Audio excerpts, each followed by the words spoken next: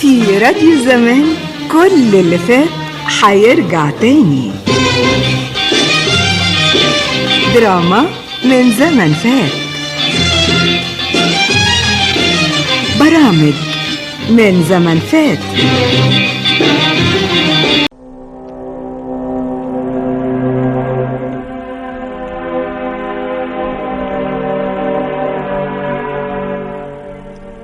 رب البيت.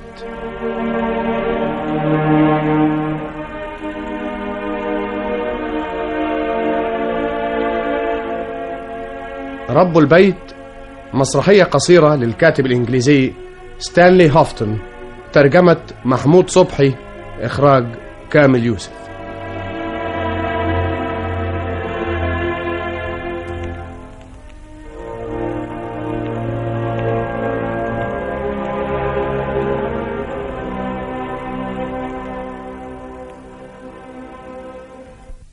لن يتناول عشاءه هو أيضا؟ كلا، لقد تناول خبزا ولبنا في 6، ولن أعطيه المزيد قبل أن يأوي إلى فراشه. إنها 8:30 الآن. إنه لا يأكل كثيرا على أي حال، حساء وأشياء من هذا القبيل، وعلي أن أطعمه كطفل وإلا أفسد ثيابه. أتريدين مزيدا من القهوة؟ لا يوجد إلا ما يكفي لشخص واحد. لا أرغب فيها. إذن آخذها أنا.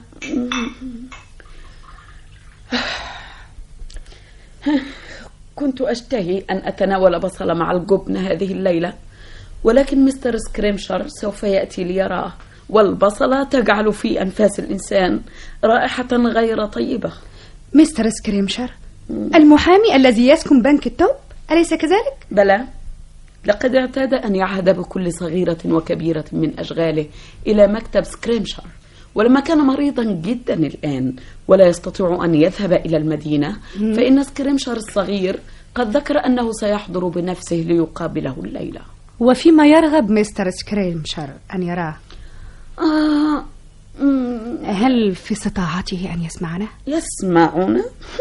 لا خوف من ذلك، لقد بلغ حدا من الصمم جعله يجلس ساكنا كفأر حتى لو أشرف العالم على نهايته ونفخ في الصور. إذن خبريني.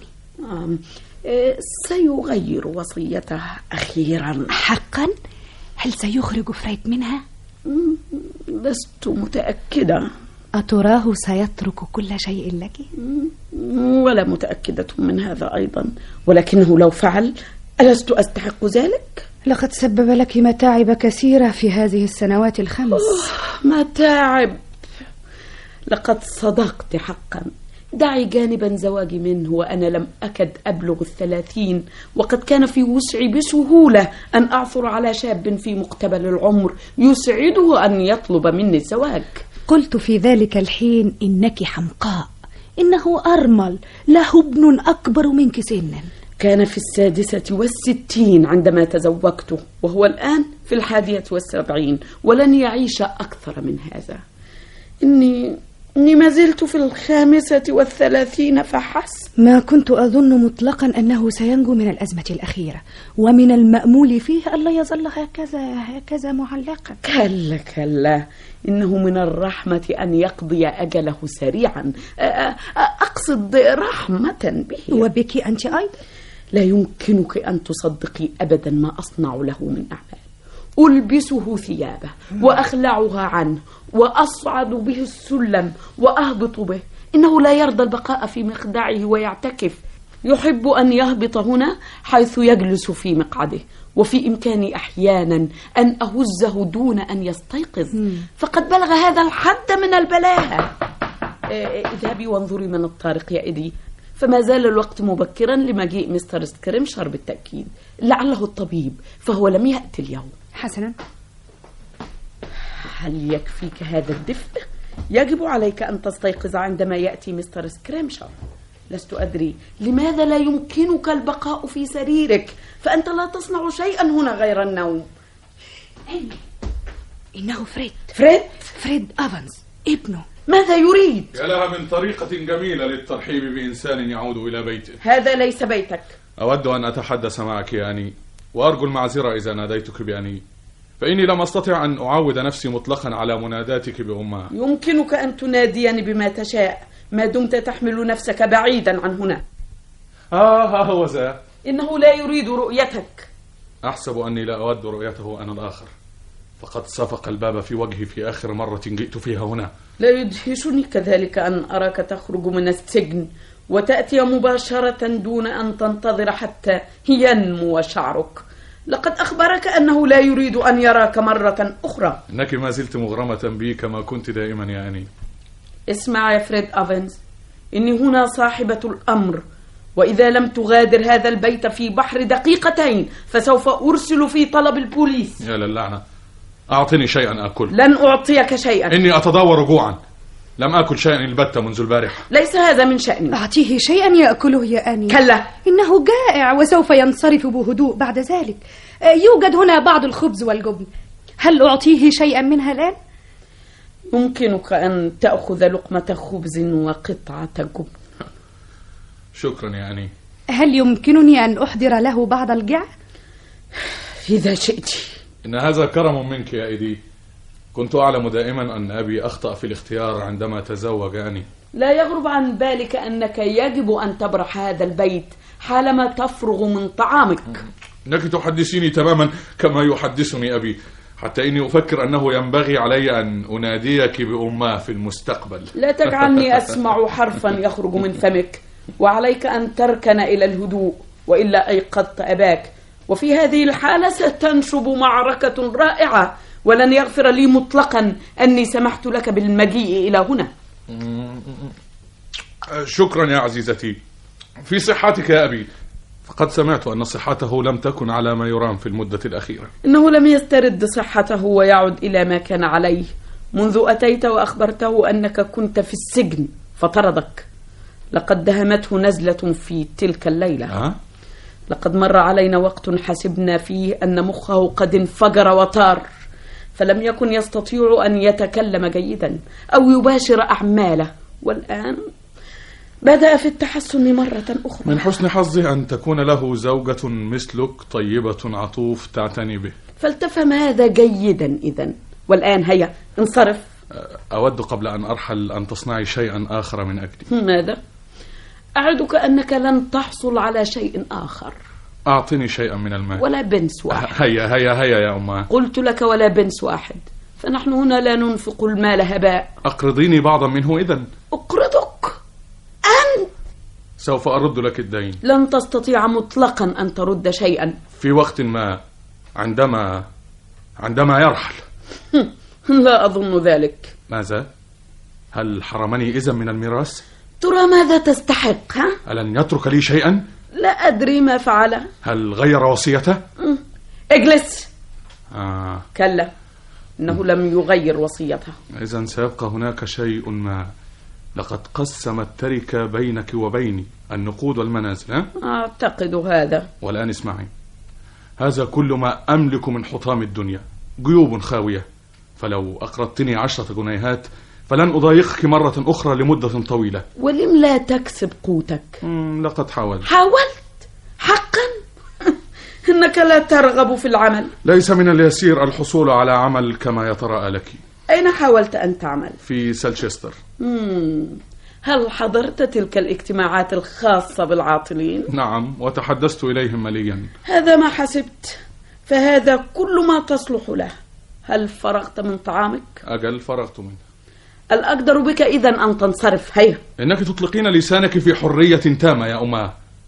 افرضي أني قلت لك إني لن أنصرف من هنا. سأضطر إلى طردك، فأنا ربة هذا البيت. وماذا عنه هو؟ حسبت أنه هو رب البيت. أخطأت فيما ظننت إذن، ومع كل فبوسعك أن توقظه إذا شئت لتسمع ما يقول. كلا، إني أعلم ما سيقوله. نعم، لقد كنت لي أبا صالحا. وأنت هل كنت له ابنا صالحا؟ لقد ألقيت بي خارج البيت في الوقت الذي كنت أحتاج فيه إلى العون. إنك تكرهني، أليس كذلك؟ حسنا، وأنا أيضا لا أحبك. ألن تنصرف؟ إني ذاهب. أعطني بعض المال. ولا بنس واحد. يا لله، ها هو ذا مستر سكريمشر، وأنا بعد لست مستعدة لاستقباله بسببك.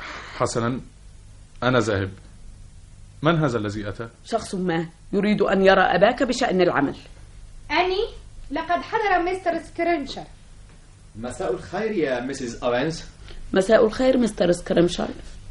تعلمين أن والدي قد تقدم في السن وأصبح لا يحب أن يغادر منزله مرة أخرى بعد عودته إليه من المدينة، وما دام مستر أوينز قد اشتدت به العلة فحالت بينه وبين المجيء إلى المكتب، فقد رأى أبي أن مستر أوينز لن يمانع في أن يعطيني أنا تعليماتي.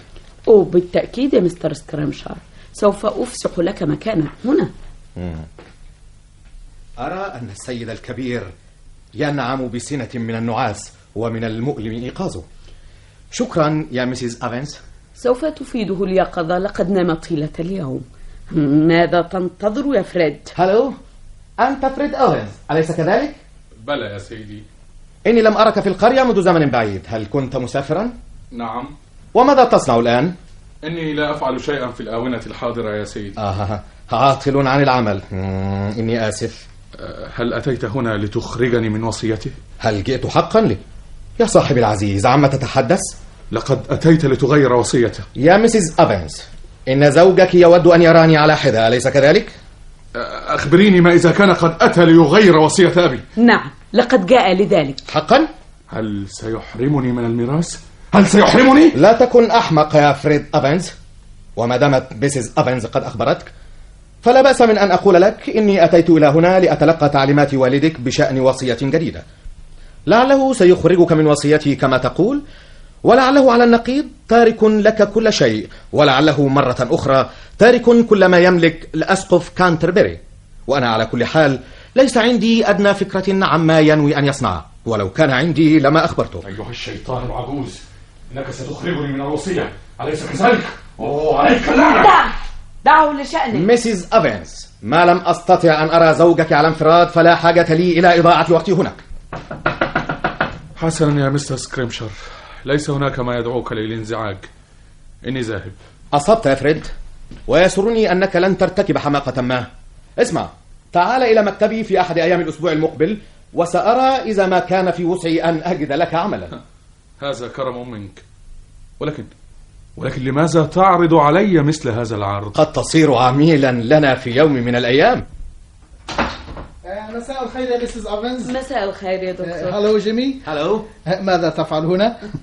لقد تأخرت جدا، فقد استدعيت إلى ريسفورد من أجل مسز إيمور. حالة عاجلة ولكنها انتهت على خير. طفل جميل، ولهذا تأخرت كثيرا.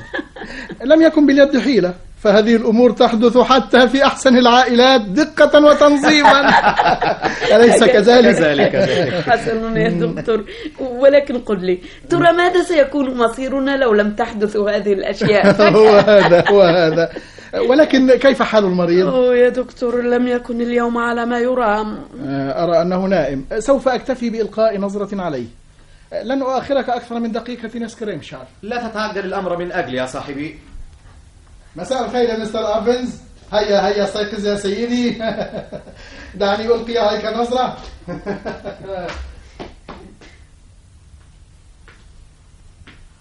منذ متى وهو على هذه الحالة؟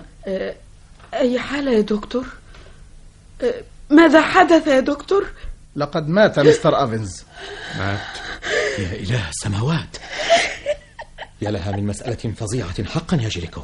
لا ريب أنه مات منذ ساعتين أو 3. حقا؟ يا له من شيء عجيب. هل يجب أن يجرى تحقيق ما؟ كلا، لقد كنت أعالجه وكنت أتوقع حدوث شيء من هذا القبيل. إنها شبه صدمة على أي حال، لقد جعلتني أشعر شعورا غريبا. أغلب الظن أنه لم يعد لديك ما تفعله هنا الآن. كلا، وإن كان يحسن أن أتحدث قليلا مع أوينز الشاب لأرى ما يمكنني عمله. عندي زيارة أخرى يجب أن أقوم بها. هل جئت لتناول العشاء ولعب البلياردو بعدما تفرغ من عملك هنا؟ شكرا جزيلا، سوف أحضر. مسز أوينز، هوني عليك، تشجعي، فما ينبغي أن تنهاري بهذا الشكل. لقد كنا نتوقع هذا وأنت تعلمين، كنا نتوقع هذا.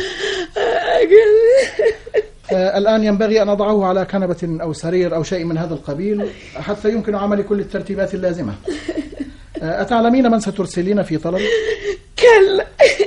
سأترك لك عنوانا، إنها سيدة مهذبة جدا.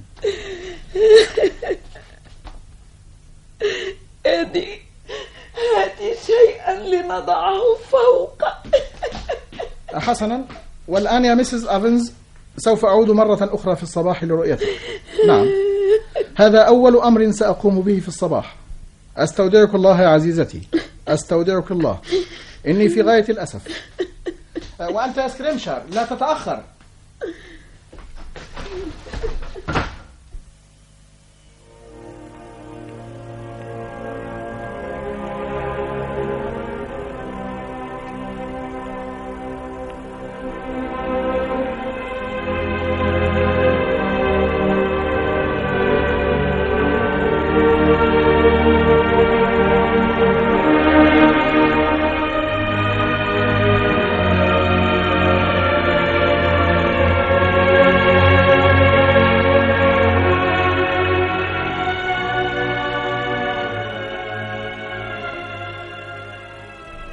مستر فريد أوفنز.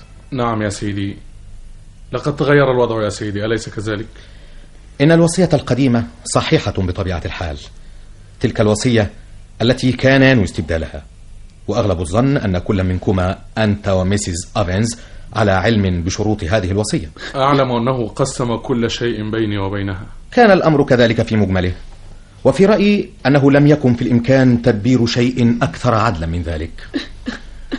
لقد ترك هذا المنزل والمنزل الآخر المجاور له لك يا مستر فريد أوفنز، أما المنزلان الموجودان في هوثورن فهما لك يا سيدتي. كما قسم المال المستثمر بينكما نصفين متساويين، وبطبيعة الحال نصف هذا المال لك يا ميسيس أوفنز ما دمت على قيد الحياة، وفي حالة وفاتك أو زواجك مرة أخرى فإنه ينتقل إلى مستر فريد الموجود معنا الآن. ولقد حدث أني حملت معي مذكرة بهذه الشروط لأعود إليها في أثناء العمل الذي لم يقدر له أن يتم، وأظن أن هذا كل شيء ولم يعد هناك داع لوجودي. يا له من أمر مروع، إني آسف جدا. وربما تراءى لك يا مستر أوفنز أن تزور مكتبنا في غضون يوم أو يومين. لقد كنا وكلاء والدك عدة سنوات طوال، وسيسرنا جدا أن نكون وكلاء لك إذا رغبت في ذلك. شكرا يا سيدي، أغلب الظن أني سأزوركم.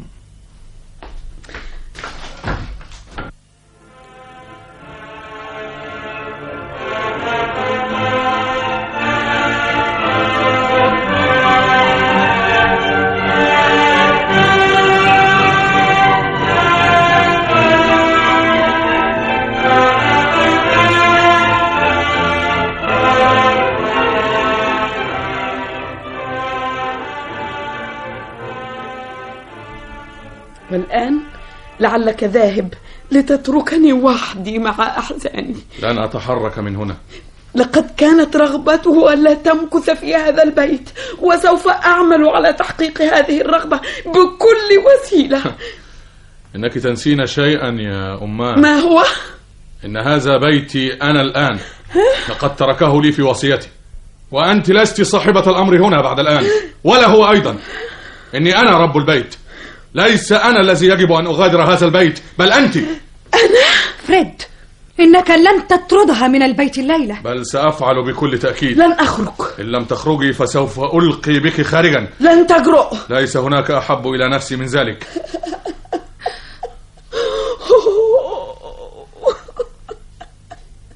ولكن لا يمكنني أن أغادر المنزل الليلة. تصور أني كنت أقول لإيدي منذ لحظات كم سبب لي من متاعب دون أن أدرك أنه لن يضايقني بعد ذلك مطلقا. فريد، خذي قبعتك ومعطفك وانصرفي. ماذا سيصنع؟ من الأوفق أن تأتي معي إلى منزل الليلة ما دام يقصد ما يقول. إني أقصد ما أقول. حسن، إنك مغتبط لأنه مات. كلا، لست مغتبطا، على الرغم من أنه كان رجلا قاسيا وعاملني بقسوة. ينبغي أن تخجل من نفسك يا فريد أوفنز، إني لم أسمع بشيء كهذا أبدا، أن تطرد زوجة من منزلها ولم تكد جثة زوجها تبرد بعد. لقد كانت بسبيل طردي من البيت. أنت تعرف خلقها، وكنت أحسن الظن بك. نعم، كنت أحسن الظن بك. لا يوجد إنسان مؤمن يصنع ما تصنعه أنت الآن. دعها تمكث الليلة يا فريد، تذكر أنها زوجة أبيك. ولهذا أطردها من البيت. ما أنت يا أبتي، فسوف أريك من هو رب البيت الآن. ليس هناك طائل من أن تضيعي حديثك معه يا إيدي. إني لن أبقى في هذا البيت الآن ولو جثى أمامي على ركبتيه. هلمي بنا. طابت ليلتك يا فريد أفنز، أنت الآن سيد البيت، وعساك أن تمضي ليلة سعيدة فيه مع الرجل الذي لعنته وهو جالس على كرسيه في عداد الموتى.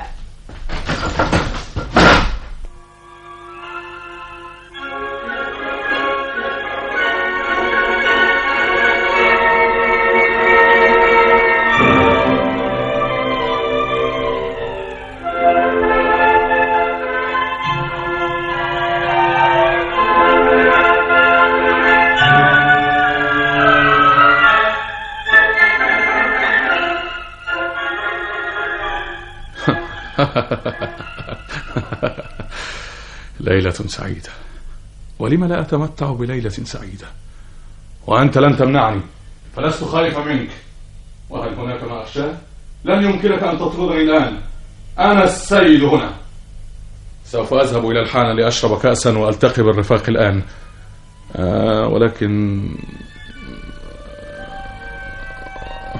ولكن اعلم أني سأعود لقضاء الليل ولن تبقي بي خارجا. سوف أطفئ النور. ولكن ليس معي نقود. إنهم يحتفظون عادة ببعض المال في درج هذا الدولاب. إني لا أرى شيئا وليس معي سقاب. ولكن مهلا، سأزيح الستار ليتدفق ضوء القمر.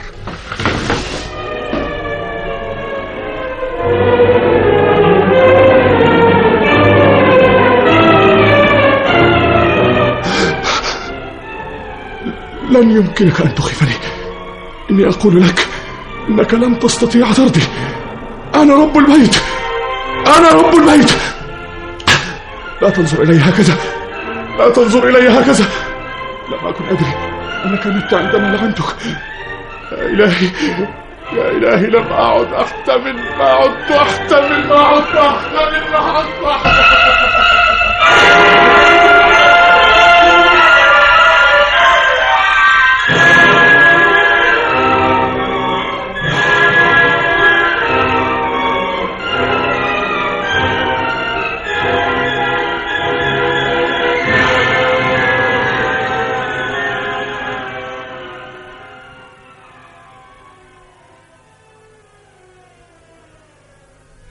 كنتم تستمعون إلى رب البيت للكاتب الإنجليزي ستانلي هوفتون، ترجمة محمود